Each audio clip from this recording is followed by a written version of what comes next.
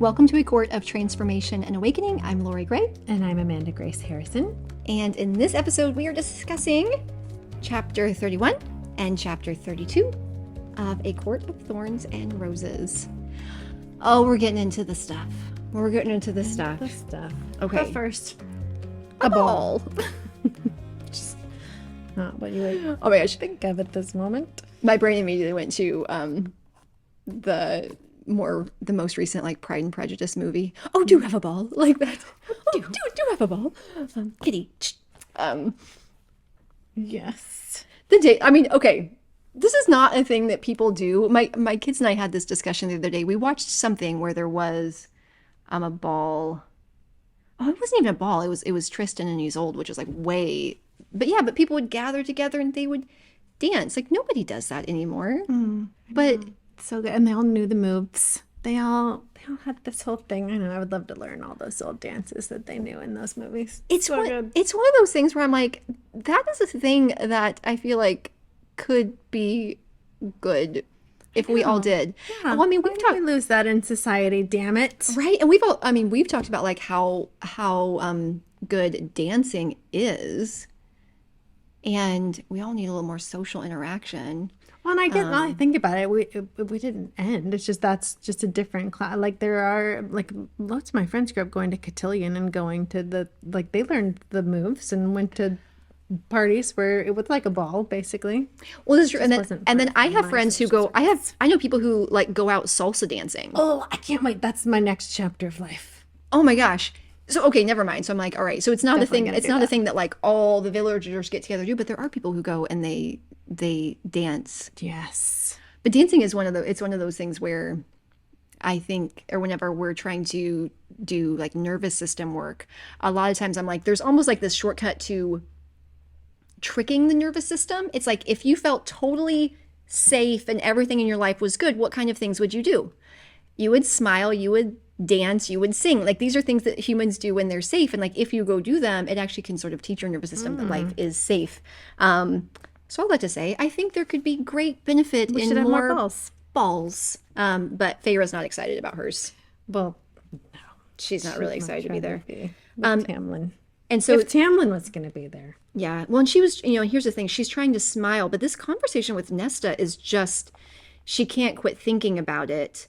And this space of, what she had said about that she would have saved him. And she's like, okay, oh gosh, and this moment for her, I feel like this is just one of those deeply honest, self-aware moments that we sometimes have. I feel like this has been the last 6 months of my life, by the way. I don't know what this current season I'm in is about, but like seeing myself honestly. But she says, I'd known something was wrong. I'd known he was in trouble, not just with the blight on Prynthian, but also that the forces gathering to destroy him were deadly. And yet I'd stopped looking for answers, stopped fighting it, glad, so selfishly glad to be able to set down that savage, wild part of me that had only survived hour to hour. I'd let him send me home. I hadn't tried harder to piece together the information I'd gathered about the Blight or Amarantha. I hadn't tried to save him. I hadn't even told him I loved him. And Lucien had known it too, and shown it in his bitter words on my last day, his disappointment in me.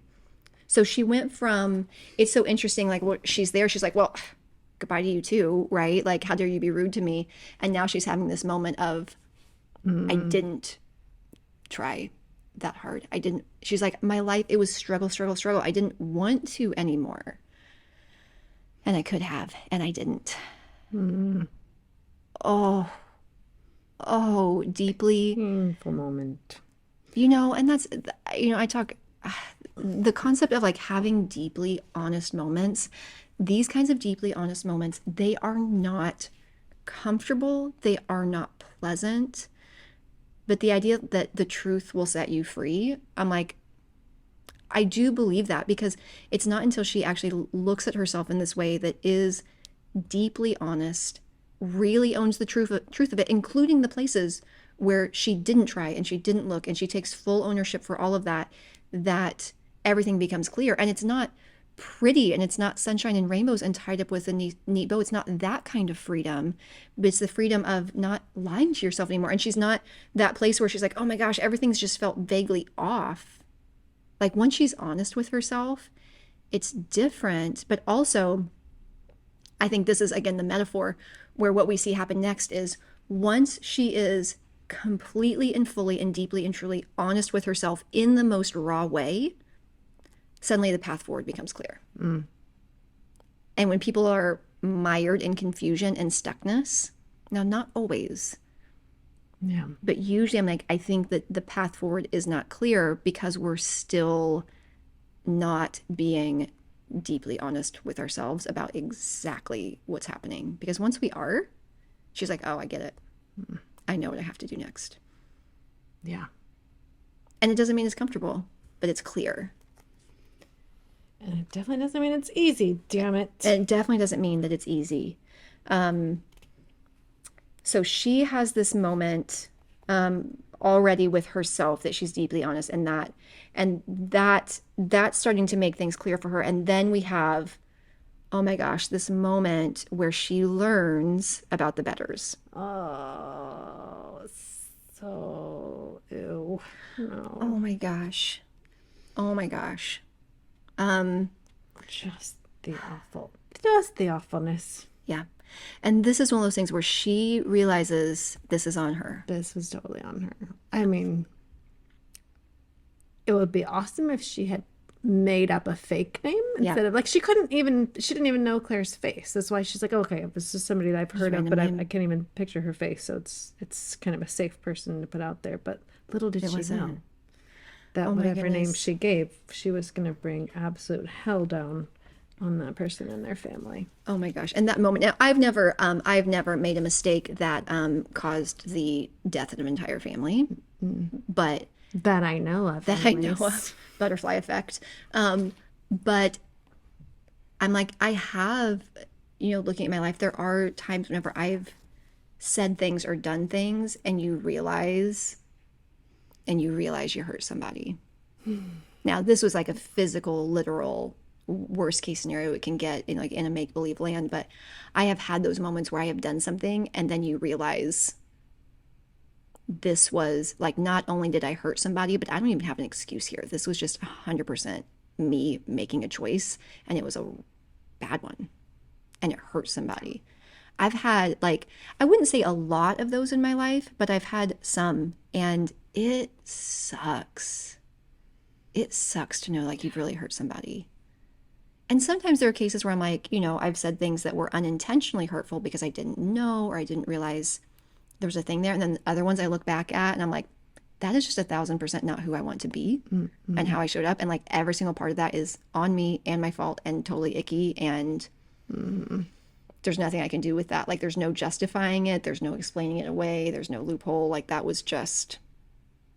There's just being glad that you're not that person anymore. For me, I think I just lived that way, like in high school and someone in high school. The things that I'm so...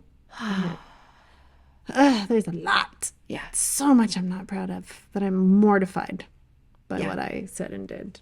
Yeah. And that work, and I mean, I'm just going to say book 3. There's just some stuff in book 3 that we're going to come back to this moment right here. We're going to be like, remember when we were in book 1 talking about that thing? And like this is the resolution. Anyway. But yeah, in those moments, and the last time I had one of these moments, gosh, maybe this was over a year ago. I mean, fairly recent in the last couple of years where like I just made a bad call and hurt somebody. And it was the first time that I went through something like that with greater awareness of like shame isn't useful. Like I'm not going to abandon myself in this moment. And I'm not saying I handle it perfectly, but being in a place of,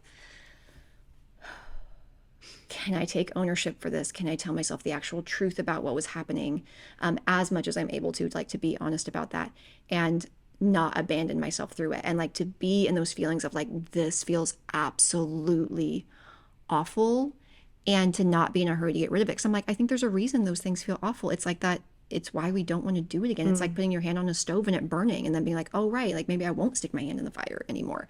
And to not to despise the emotions and not despise the process, but like I just felt like I was going to throw up for like a week. It was horrible, horrible. But I will say, like, I didn't come out the end of it. I was able to, for the most part, not go to shame, but to go to, like, I'm a human being who made a mistake. And it doesn't mean that I'm a bad person. It means I'm a human. Like, humans make mistakes. I made one. Okay. And like, what do I do? How do I make it right? What do I learn from it? Like, there's all of that. But I had to be so conscious of my thoughts, like, every second of the day to make sure I wasn't in self-shaming. And it was hard. It's exhausting. It was a lot. It was very, very draining on so many levels. You know, and again too, and then recognizing like, oh my gosh, and now all my thoughts are all about me. And like, what about this other person who actually hurt? Like, how much am I thinking about that? I'm like, oh my gosh. Oh, the things. Okay. So this is awful. And once she recognizes all of this, that she had, you know, and she has the same moment of like this nausea, and then everything shifts. She's like, okay, Yeah. you have to listen carefully. Everything I told you is a secret. Do not come looking for me. Do not speak my name again to anyone. You know, and everybody's like, wait, what are you talking about? But I love that Nesta knows here, so she can kind of talk to her, but she's going back. She's going back. So now we have a repeat of the parallels here were fun between the first time that she left for Printheon and the way that she left now, and like seeing the, you know, and her leaving now, and what's the same and what's different and how she understands it differently now. Because we have some of the same sentences of don't look back. And so she says, we don't need you here, Feyre. Do not look back. Where before, when she was leaving, without her, they were going to starve. Yeah. Now, her father still said, don't look back, but it was don't look back in the context of her believing that they needed her. So she couldn't really take it. But now it's like, we don't need you here. And she knows that. Like this time she's seen it. She understands that they're fine. They have money. They're happy. They're doing good. So when, you know, we say don't look back, it's different. But she's like, you know, Father once told you never to come back. And I'm telling you now, like, we can take care of ourselves. Like, we do not need you here. Yeah. And once I might have thought it was an insult, but now I understood because it's a completely different situation. She's a completely different person now. Now I understood what a gift she was offering me. Yeah. To be free. I love she turns back. They can lie, by the way. Like, that's important. By the way, you should know this. Fairies can lie. And iron doesn't bother them one bit. Yeah. So it's so good. Yeah. And like, again, going to like a greater metaphor here, I've thought about this like with my kids. I don't know how this was for you.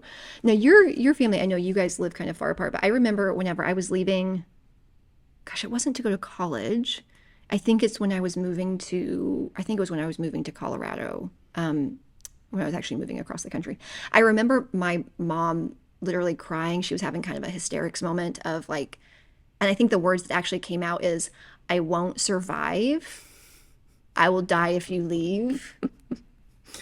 Something along those lines, anyway. I think those were the words, like, Jeez, while Mom. sobbing. Thanks, right? Mom. So not, you know, not this freedom sort of thing. And I think we had a conversation one time with our kids of like, they were like, well, what if I wanted to move far away? And I remember that moment, like, and how much like guilt it put on me leaving, and like how I had made a choice in that moment that I was never going to do that to my kids. And I'm like, if you didn't live close and like I couldn't see you, would I miss you? Yes. But I would never, like, I won't ever try to keep you here, you know, if what your life is calling you to do is elsewhere.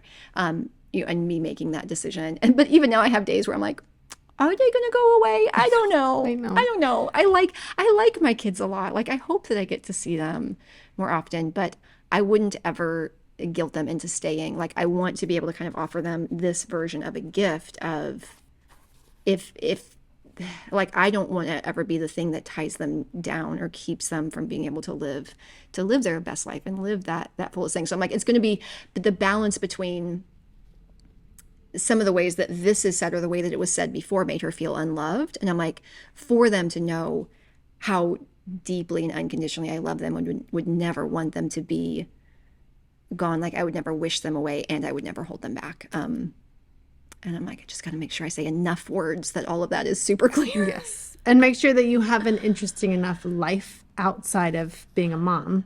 Yes. So that it's not like, oh no, if you leave, then I have no identity. Yes. Because I think that's a big part of why the generation before ours was like, you can't leave. If you leave, Who am I? who the heck am I? Right? Where she was like, this was like the child living like for taking care of their family. But like, yeah, it's the same thing. Like so many parents, their identity becomes wrapped up in taking care of their children. And yeah, and that's when things become codependent and unhealthy, where it's like, those healthy relationships are like, you're a complete human and you're a complete human, and then we have a relationship together that enhances both of our lives, as opposed to, here is this thing, like, without you, I'm not complete.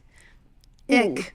But that's one of those romantic things where people are like, you complete me. I'm like, And yet, oh, that sounds romantic, and yet it's really not healthy.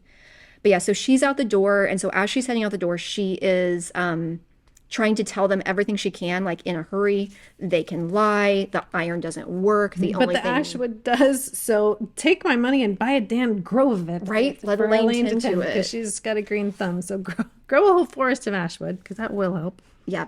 And she was like, oh my gosh, but I love this ending scene. This is so good. So she knew that they weren't going to really say goodbye, because they both hate goodbyes. Okay. There is a better world, Nesta. Yeah, there is, but not just before. It was like there isn't a better world. Now it's like there is a better world, Nesta. Right? And so this is like this mix of like weird things where she's like, if I ever get the chance, if things are ever safer, I'll find you. And she says, don't bother. Yeah. I don't think I'd be particularly fond of fairies. And honestly, it was just kind of an honest moment. It wasn't like just Nesta. Yeah. But okay, so that tucked in between these things, but try to send word once it's safe, and if it ever is, Father and Elaine can have this place. I think I'd like to see what else is out there, what a woman might do with a fortune and a good name. I love that line. No limits, I thought. There were no limits to what Nesta might do, what she might make of herself once she found a place to call her own. I prayed I would be lucky enough to someday see it. Yes. So good. It's so good. I mean, so inspiring. So we want this for her. And like, I just love that we ended on a very real sister moment. And I love that she didn't turn it into this gushy thing where it's like, let's change the personalities. And now this relationship that was antagonistic. Like, now we're going to be sweet and hug. Like, no, like she left the relationship, but there was this understanding, and it was such a good, solid moment. Yeah. Okay, now interesting thing, just talking about this, something happens with the glamour. So she goes down there, there's a horse ready and supplies, and Elaine says, I remember. I remember all of it now. Yeah. Yeah, I remember all of it now, and that's such an interesting, that would just be such a weird moment to have like your memories gone and then they're just back all of a sudden. Yeah. She seems to be holding herself together well, considering how jarring that must have been. So Elaine's crying. She didn't bother to say goodbye to her father and takes off. Bye. Bye, everyone. All right, so we have this passage of getting to the estate. Oh, yeah. I didn't even notice. What is it? I didn't immediately notice the quiet, how the birds didn't sing, even as I drew closer to the manor itself, how the hedges of the estate looked in need of a trim. Ooh, that's not sounding good. Oh, my gosh. And so she goes in, and it looked like an army had marched through, tapestries in shreds, banisters fractured, broken chandeliers, and she realizes they are gone. Ah, dear. Okay, in chapter 31, all right, we were going right into 32, right? Right into 32. Okay. All right, so 32, now this is, again, Amanda and I were talking about this one, like, there's so much information in this chapter. We're assuming if you're listening to the podcast, you've read it, so we're not going to go through every bit of it. Okay, but this beginning part, these favorite moments where she's like, I gave myself a minute, just 1 minute, to just kneel here and have a moment. Then I got to my feet, and she notices the blood. Okay, and then this line here, another forest, I told myself, another set of tracks. Okay, so that, I just had this moment of thinking about motivation. So, in the past, she was hunting, but she was doing so from this place of surviving. So, what it was reminding me of is like whether we're running away from something or towards something. Mm-hmm. And it's not always about what we're doing, it's about why we're doing it. And so before she was like, she hated hunting, she knows how to do it. But it was one thing when she was doing it because she had to survive and they had to eat. And now it's more about going towards this thing that she loves, even though it's the same set of actions, and how different the experience is when that's the case. But that's one of those questions I have to ask myself a lot. I ask clients a lot when we're looking at motivation of like, are we running away from something, or are we running towards something? And that's a significant, like the answer to that is really significant in how we're going to experience whatever it is we're doing. Yes. I think most of us are running away though. Right? A lot of the time, yes. It is definitely, there's lots in life to run away from. Yeah. But she's having to kind of like dawn this version of herself again. But this time it's not about running from starvation, it's running towards Tamlin and love. Okay. Yeah. And before we move on for that, I'm just thinking how important that is, that we do have something that we're moving towards, that we have a vision of a better future, because otherwise it is going to be the pain of where we are right now that pushes us forward. And that just is never as strong of a motivator as the inspiration of being pulled towards something. But it's a discipline, unless you have something obvious. They're like, oh, my birthday. Like, but the kids, it's always like they have their birthday party that they're thinking of, even if it's 10 months away. But for grown-ups who don't have like a vacation or a new job or something on the horizon, you kind of have to. Yeah, and it's a thing that doesn't always, and like you said, I think you called it a discipline, but like there's an intentionality to it. And we talked about before this idea of she's recognizing she'd never spent any time dreaming, and we've sort of like hit this so many times where there are certain things like dreaming and imagining possibilities that there's a skill set to it of like, if you've never done it and never practiced it, and sometimes it's even and I think that's beautiful, and I think that vision, and sometimes for me though, it's simply just resolving some of the fears before I look at things. So like if I have a client who's trying to make a decision, now sometimes we get really pigeonholed into like it's A or it's B, and a lot of times there's actually a lot of things. But whenever when they're really confused, do I want to do this or this?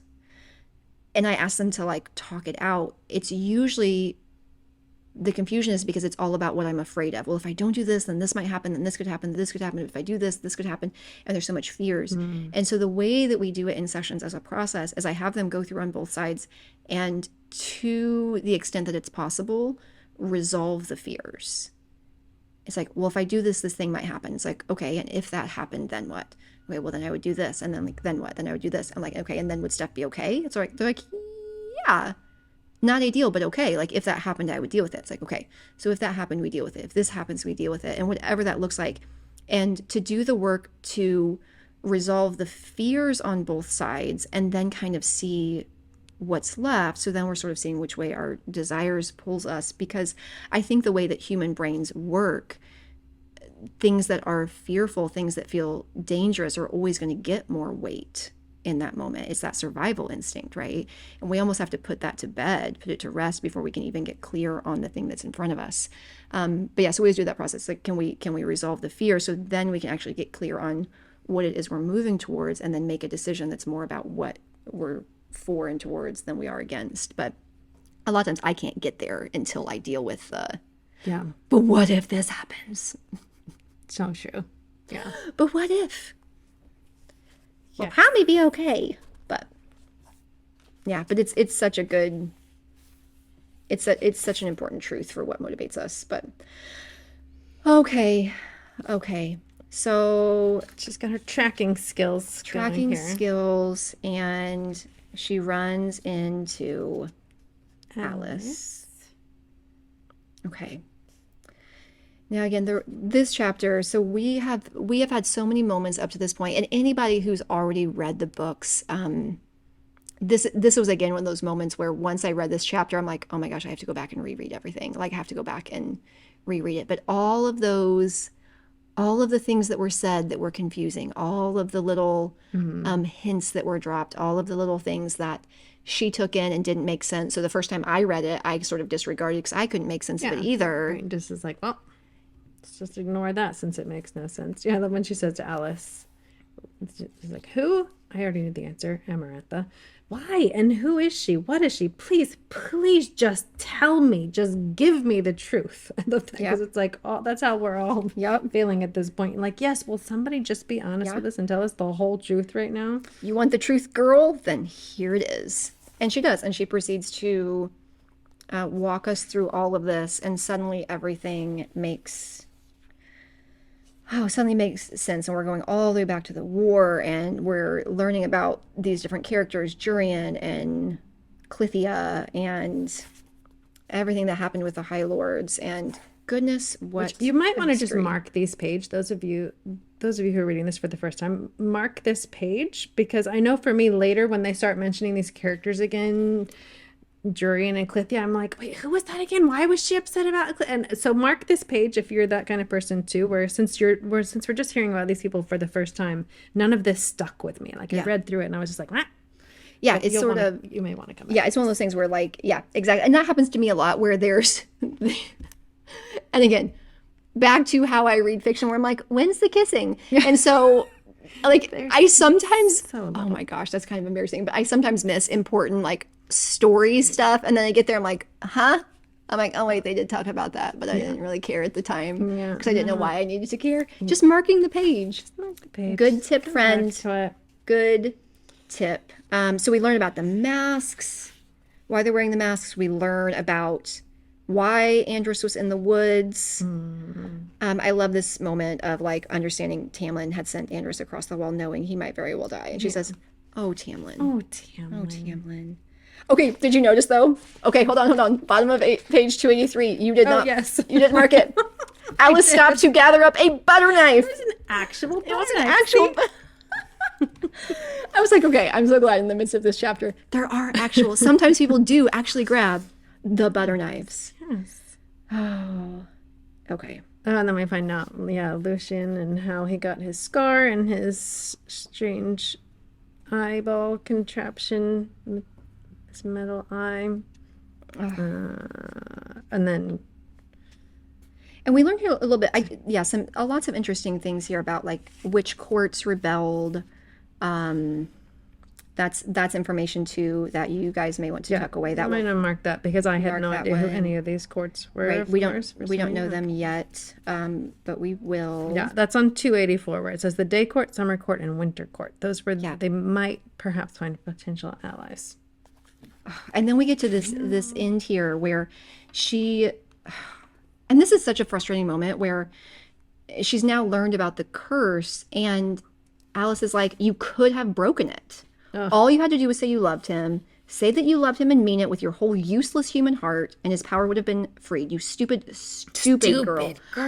Again, poor Vera. It's not like she... She didn't know. Nobody would tell. I mean, they couldn't tell her the truth because they were whatevered into not being able to tell her about it, because then, of course, she could have broken. Yeah. It's so not fair to, like, put that on her. And yet also she has this ownership of, like, she felt it and didn't say it, and...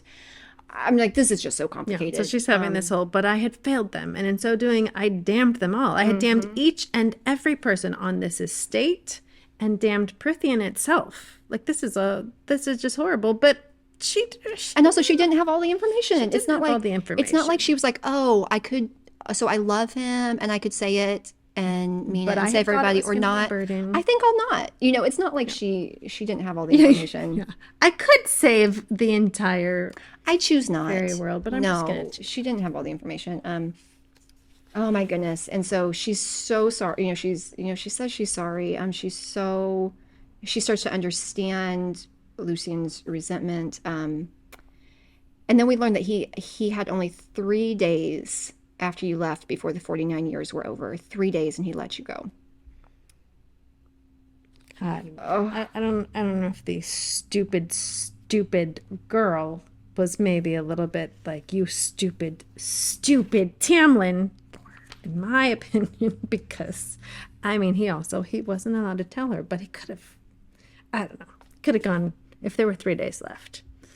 Yep. Trying And to that's protect her. And it was right after Rhysand had come in and made him grovel. So, right. everybody was in not ideal circumstances. So, Yeah, and that's why, and she sees that, and she understands it when she really thinks about it, where she's like, he'd known that if I remained, I would be at risk of Amarantha's wrath, even if I freed him. And she goes back to what he said, I can't even protect myself against them, against what's happening in Printhia. Even if we stood against the Blight, they would hunt you down, and she would find a way to kill you. And she starts to understand, gosh, like why he made this choice. yeah. Like, he had put me before his entire court, before all of Prithian. Yeah. Like, that her safety came before all of that. Okay, but so then she's like looking at this, and she makes this moment. She's like, okay, so tell me what if, though. So if he's freed, could she win? And she's like, well, I don't know. She tricked, and she's like pushing. Okay, but is he stronger? Could he win? And we get this idea of, that he probably would win. And then she goes to, how do I get under the mountain? Under the mountain. I like that. What is it that she says about fate dealt? Prithian will stay under her rule. That's what fate dealt, and that was what the eddies of the cauldron decided. And Feyre comes back with, I don't believe in fate. Right? Nor do I believe in some ridiculous cauldron. Right? I do not believe in this. And so she's like, take me. And like, Alice has basically said, like, you're gonna die, and she's like, let me do it anyway. And I don't know if this is like where at first I was like, does she not believe her? But I think she does, because she's like, if Amarantha ripped out my throat, at least I would die doing something for him. Mm-hmm. At least I would die trying to fix the destruction I hadn't prevented, trying to save the people I doomed. At least Tamlin would know it was for him and that I loved him. Yeah, because at this point she can't live. Just like, with herself, if she doesn't give everything to try to save him, then she can't live with herself for the rest of her life. She hasn't even told him for the rest of her life. She can't. Which, by the way, as we're ending, this reminded me of, okay, so last night at dinner, okay, so I love that my kids are readers. So my daughter has she's reading this new book. What's it called? Scythe? I think it's called Scythe. And I don't think this is giving much away. I think this is all stuff that happens in the first 2 chapters. But the concept of the book is that it's like a, what do they say, utopian future? Like where the concept is that people don't die anymore. Like that everything's been fixed, basically. And they have like nanites in their blood or something where you don't even feel pain. Like where people just don't die. It's a different concept. And so we have overpopulation now. Right. I do about that situation. It led to the most fascinating discussion about that, and about like immortality, and like we were cross-referencing different books of like creatures that are truly immortal that can't die versus ones that's like, okay, you'll live unless something kills you, and this whole big long thing. But talking about, she was talking about how many interesting questions and things that she'd been considering reading this book. And I'm like, oh my gosh, that's my kid. Like, look at her over there, like getting deep truths from fiction. I have trained her well. But we were talking about the way that, like, as humans, even with something like, okay, there's a war happening, and if you're a human and you're going to die anyway, it's like, I'm gonna die at some point, and everybody dies somehow. You've seen like cultures and people, like the idea of having a good death, like making sense to them. It's like, okay, I'm going to die anyway. My lifespan's super short. I'm going to, go out in a blaze of glory. And knowing that a human's lifespan is only so long, how that impacts choices. Cross-referencing that with Lord of the Rings stuff, where the elves in that book genuinely live forever. So when there was a war among humans, if they stay out of it, they genuinely just outlive it. Like they just wait it out. It's not like, oh, I'm going to die sometime, like this is a worthy cause. It's like, no, if I stay out of it completely, I live forever. And so when the elves chose to participate in a human conflict, what a huge thing that was, because they were putting themselves in a position where they could be killed, and simply by staying out of it, they never died. Anyways, it was just such a fascinating concept about how being truly immortal changes your relationship with death, as opposed to like if you know you're absolutely going to die, what is different. I don't know. So I just wonder, I'm like, if she was immortal, would she have seen it the same way? Or was it like, I'm going to die anyway. And she already knows that he's a fairy. He's going to live forever. Yeah. But it's interesting that she's like, yeah, probably going to die. That seems like a good way to go. Letting somebody know that I love them. Like, I don't know if I would make that call. Like, this is one of those moments where it's easy to like read it and keep going, but then there's also a space to stop and be like, would I make that call? If it was, there's a slim chance that I could help, most likely going to die, or I can go live my comfortable life knowing that everybody's hurting. And I think we'd all like to think we would be the hero, but like honest moment, like, would I make the choice that she makes? Would I go under the mountain? Would I go after him, or would I don't know. I can't say that I know that for sure. I have no idea what I would do. Jeez. I've never met Tamlin, though. I mean, it's like, this may depend on a few factors, including bicep circumference. I'll let you know later. If Chris Hemsworth were actually Tamlin, this was, there's a lot of factors here. Yes.